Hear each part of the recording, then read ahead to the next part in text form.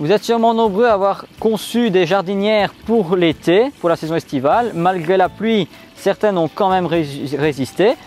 Maintenant, vous avez sûrement envie de les préserver pour l'année prochaine et éviter d'en racheter. Donc nous allons montrer sur cette vidéo comment bouturer le fuchsia et le bégonia tubéreux en même temps.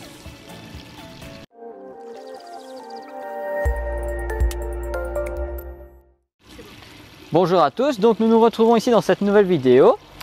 Ici devant moi j'ai une jardinière que j'avais mis devant la maison.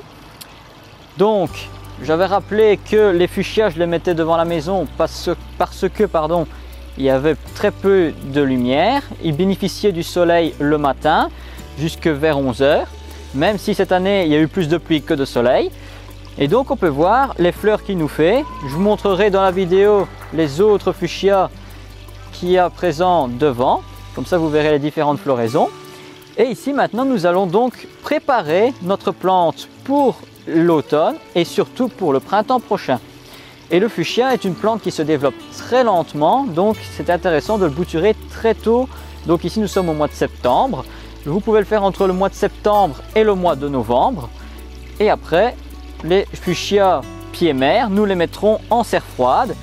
Espérons qu'ils reprennent sans protection, mais au moins nous aurons des boutures pour préserver en intérieur ou en véranda des petites plantes plus jeunes pour l'année prochaine. Donc ici nous allons prélever sur ce fuchsia, nous allons prélever sur ce bégonia. Le calibrachoa il est trop tôt pour le bouturer, je pourrais éventuellement le faire mais je le ferai plus vers le mois de novembre parce que ça se développe plus rapidement.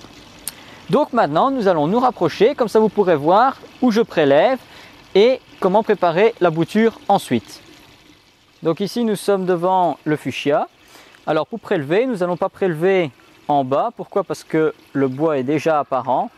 Nous allons prélever les têtes. Alors bien sûr il y a beaucoup de fleurs, les fruits, mais nous allons les supprimer par la suite pour favoriser le développement de la bouture. En général le fuchsia on conseille de prendre une bouture entre 5 et 10 cm. Donc ici nous allons prendre la tête, nous allons penser à la repousse de la plante. Donc on coupe au-dessus d'un bourgeon pour penser à la repousse de la plante. Nous avons ici notre bouture, nous la préparons ensuite. Je vais faire la même chose pour le bégonia, pour le fuchsia je vais en refaire aussi une autre et on se retrouve ensuite pour la suite des opérations.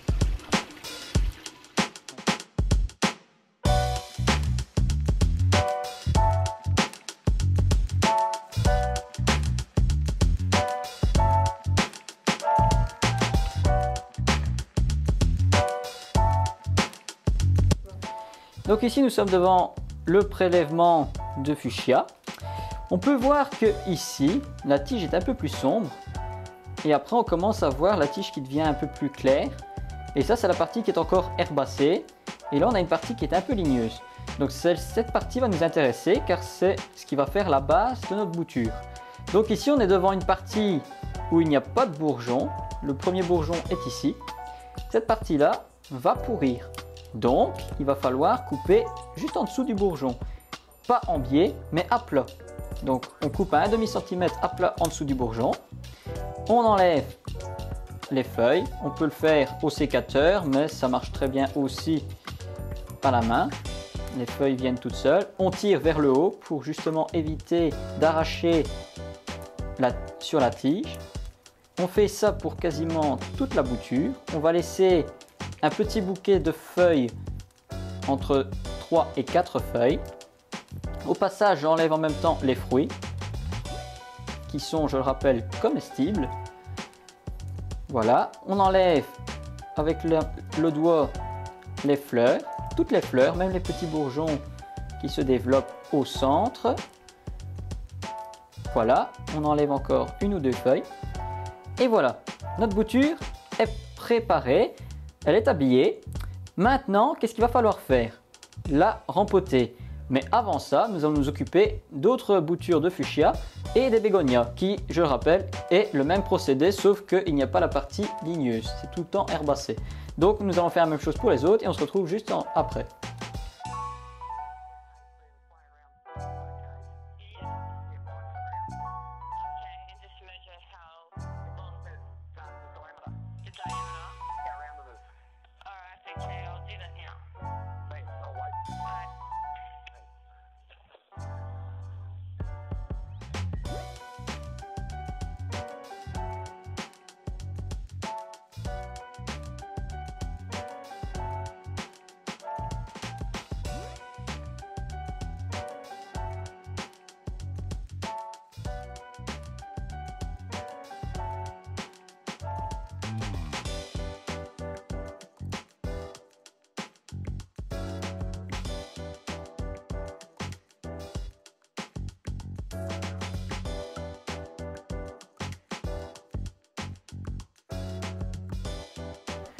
Donc ici nous avons nos boutures qui sont habillées. Nous allons pouvoir les mettre dans des pots, dans ce cas-ci, pour les bouturer.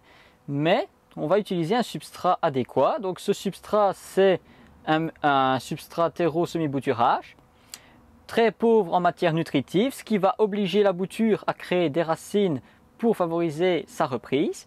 Donc c'est un terreau qui est très léger, on le remplit à ras-bord, on soulève le pot, on le laisse tomber pour tasser, on remet un peu de terre pour le surplus, pour que la motte soit bien plate. On vient faire un trou avec son doigt au centre et ensuite nous venons déposer notre bouture le plus profondément possible et on tasse bien. Voilà. Alors, petite précision sur le fuchsia. Ça arrive très souvent. Le fuchsia peut avoir les feuilles qui tombent pendant le stade de reprise. Donc, il ne faut pas s'inquiéter. Si les feuilles tombent, vous les enlevez parce qu'elles vont sécher sur le terreau et risquent de créer des champignons. Et donc, la tige va se retrouver complètement à nu. Il ne faut pas penser que votre bouture est forcément morte. Je m'explique. Ici, la partie qui est sous le sol peut bourgeonner. Donc, ça veut dire que là, les bourgeons qui sont dormants peuvent reprendre. Et à ce moment-là, la bouture peut reprendre aussi. Parce que cette partie-là ne va pas forcément émettre de racines, mais c'est la petite pousse qui va se trouver ici qui va remonter en herbacée dans le substrat jusqu'à percer la surface du pot. Et c'est cette partie herbacée qui va reprendre racine. Donc il faut faire attention, que beaucoup de gens font l'erreur, c'est que quand ils voient que les feuilles tombent, ils jettent les boutures parce qu'ils pensent qu'elles sont mortes. Mais ce n'est pas parce que la partie aérienne est morte que la partie souterraine est morte. Donc il faut faire attention. Et ça, c'était la petite parenthèse. Donc maintenant, nous allons rempoter le reste de nos boutures.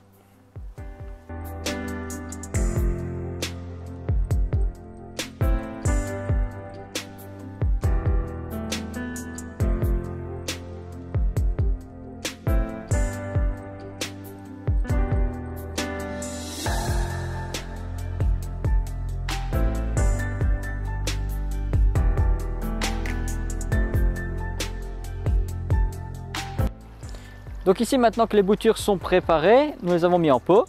Maintenant, il va falloir donc arroser pour que les boutures ne souffrent pas du manque d'eau, car il n'y a pas de racines, donc il faut leur apporter l'eau en suffisance. Et donc, il va falloir les placer à un endroit où elles vont pouvoir se développer, tout en ayant la lumière et éviter le froid du matin et de la nuit. Donc, on va les placer en serre froide, comme ça elles auront la chaleur la journée et la température douce le soir et la nuit. Donc maintenant, il va falloir aussi faire attention que les boutures, en automne, une fois qu'il va commencer à faire 10 degrés la journée, il va falloir penser à les rentrer à l'intérieur. Pourquoi? Parce que ces plantes sont quand même gélives et donc, comme elles n'ont pas déjà de racines et que ce sont des jeunes plantes, elles sont plus sensibles que les plantes adultes. Donc, vers le mois d'octobre-novembre, nous allons les rentrer en véranda ou en intérieur contre une fenêtre bien exposée au soleil, donc le plus possible au sud. Et alors, il va falloir continuer à arroser régulièrement. Et donc, il va falloir les conserver ainsi dans la maison jusqu'au printemps. Après quoi, nous les remettrons en serre froide dès que les températures de nuit le permettront. Et donc, voilà. Maintenant, nous allons aller les placer en serre. Et on se retrouvera très bientôt pour de nouvelles vidéos. Merci de nous avoir écoutés. Au revoir.